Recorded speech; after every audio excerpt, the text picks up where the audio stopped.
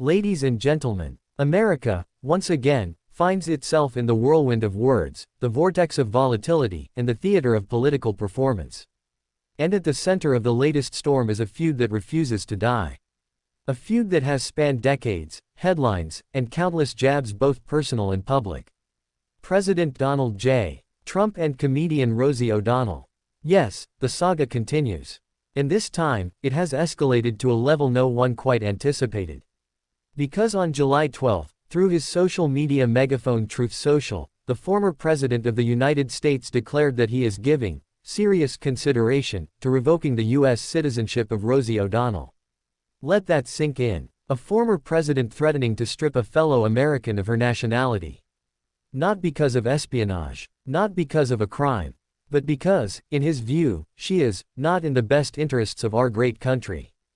Trump didn't stop there. He doubled down. He called her a threat to humanity. He declared she should remain in the wonderful country of Ireland if they want her. And, with his usual flair for dramatic punctuation, he closed, "God bless America." The post rippled through the internet like a shockwave. Supporters cheered, critics reeled, but regardless of where one stands, no one could ignore it. Because this wasn't just political theater. This was a statement, one that pierced the boundaries of policy and veered straight into personal vendetta. Rosie O'Donnell, who in March confirmed her relocation to Ireland, has long been open about her distaste for Trump's politics, rhetoric, and presidency. And she made it clear that his return to power was a catalyst in her decision to leave the United States altogether. January 15, that was the day she packed up her life, her career, her identity as a public American, and crossed the Atlantic. To Ireland, a country of poetic history, emerald fields, and now, perhaps, an unexpected home for an American voice that Trump once silenced. O'Donnell's team didn't offer a lengthy rebuttal.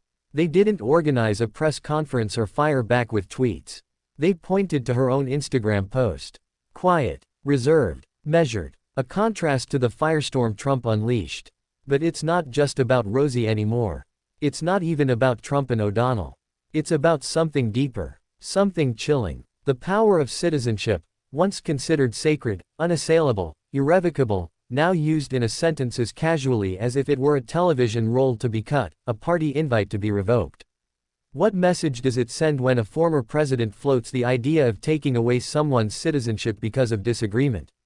Because of dissent? Because of dislike? Because if today it's Rosie O'Donnell, what about tomorrow? What about the journalist who challenges the narrative? The protester who raises their voice? The comedian who dares to mock? The artist who paints what some don't want to see? Where does it stop? This is not a question of left or right. This is a question of principle. Of the value we place on the freedoms etched into the American spirit. And yet, this moment didn't arrive in a vacuum. Trump and O'Donnell's feud has always been more than a celebrity spat. It's been a cultural clash. She, a progressive comedian with a sharp tongue and fierce ideals. He, a real estate mogul turned politician with a brand built on dominance and defiance. Their public battles began years ago, on television, through interviews, in headlines that read like satire. It was personal from the start. But now it's official, it's political, and it's constitutional, or at least the debate around it is. Because revoking citizenship isn't something done with a keystroke or a Truth Social post. It's a legal process, with limits, barriers, and principles. The Supreme Court has ruled that citizenship cannot be revoked as punishment, nor because of political belief. And yet, here we are, discussing the idea as if it were possible. Entertaining the rhetoric. And make no mistake, rhetoric matters. Words from a former president carry weight, even after the term ends. They ripple through society. They shape dialogue. They mold public perception. And when those words suggest exiling a citizen for being critical, that's not just political rivalry. That's authoritarian in tone. It's also a signal, to followers, that criticism of the movement is disloyalty. To detractors, that your voice can be threatened. To institutions, that the line between governance and revenge is being tested. It raises a fundamental question, one far beyond Trump or Rosie.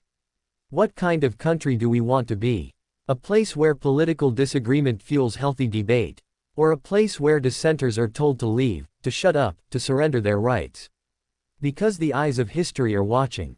And this moment, however absurd, however dramatic, will be recorded. Not for the feud, but for what it revealed. That even in the land of liberty, the foundations must be protected, not just from laws, but from language. Because when words threaten freedom, they must be met with clarity. With courage. So whether you agree with Rosie O'Donnell or not, whether you support Donald Trump or not, ask yourself this: do we punish citizenship based on opinion? Do we define patriotism by allegiance to one man? Do we treat national identity like a contract that can be voided? Or do we remember what it truly means to be American? That we are bound not by agreement, but by the right to disagree. And in that spirit, this moment becomes more than a headline. It becomes a mirror, reflecting who we are, and who we're becoming.